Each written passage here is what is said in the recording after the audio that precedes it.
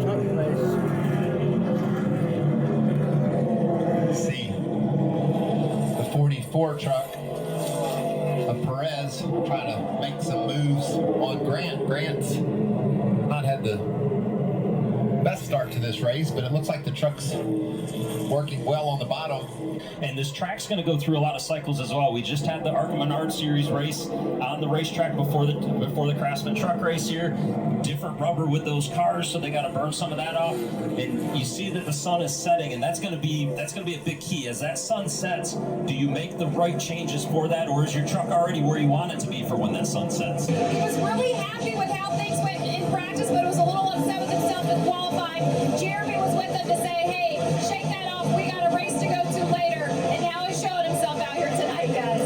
Yeah, Michelle up a couple of spots already. It is a multi-race deal, so we'll see him back behind the wheel.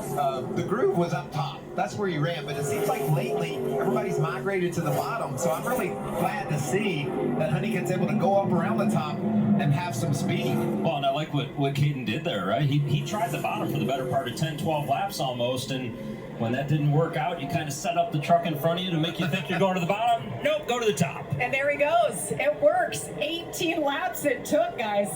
He finally got around the 38.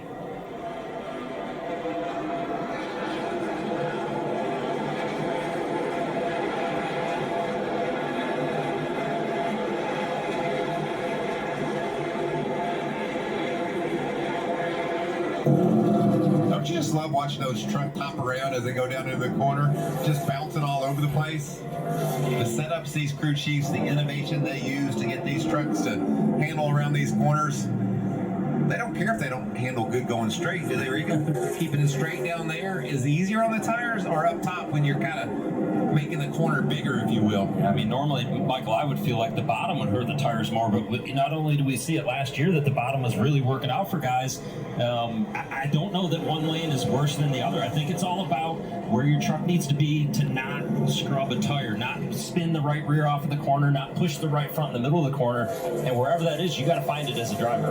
Hunter Mozak, he got that spot.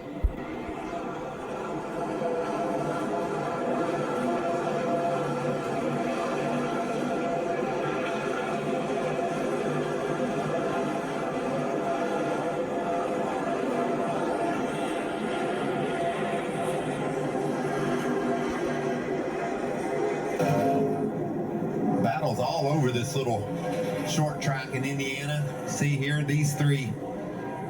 Battle for six. Caden Honeycutt there. Grant Enfinger on the bottom, and in the middle, Nick Sanchez. Been over a year since he's been in a truck. And those are all the adjustments these drivers will be communicating to their teams. How much do I need? Where's my truck the worst? Can we do it with air pressure? Or do we put a wrench in the back of the truck and make an adjustment? All these things are being talked about right now on the radio about how to go about it. Amanda, let's get an update on the 11 at Caden Honeycutt.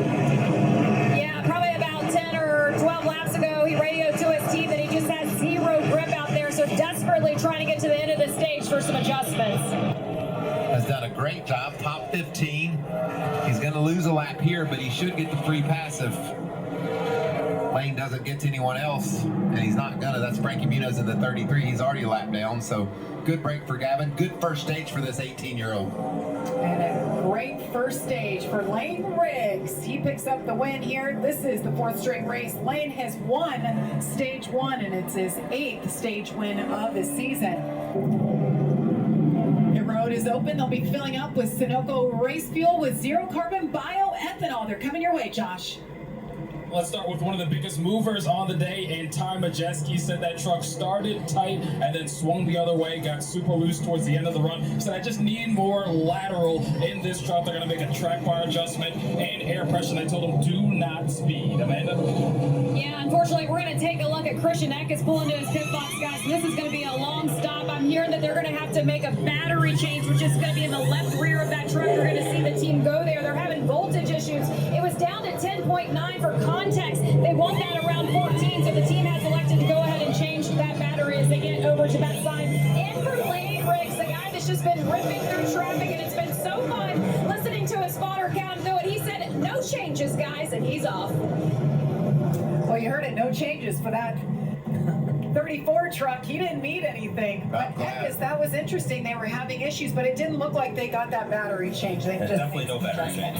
And Christian Eckes, Amanda, you talked about it. He's back in his box.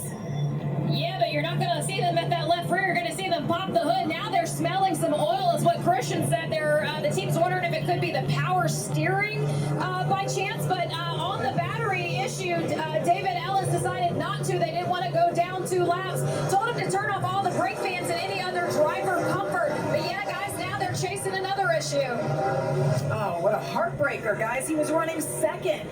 Wow. And I think the battery issue, you'd much rather have that than what they're dealing with right now. Obviously, we saw that smoke coming out of the back of that truck, so hopefully they can find, whatever it is leaking from, and it's a quick fix, but definitely not a good sign for a team that was having a great start to the race. Lane Riggs just been lights out tonight. His teammate restarting on the front row alongside him.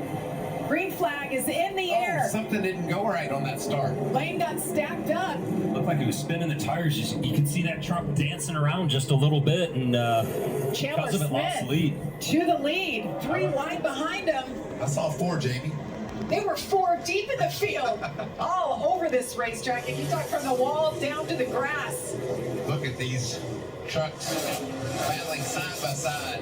Every lap that goes by is just going to get more and more intense. Lane says, excuse me, I had a little hiccup back there, but I'm coming back to where I have been all night long. And Connor Mosak said, I'm coming with you. He's up to 3rd. They're all under review. It's good, Michael.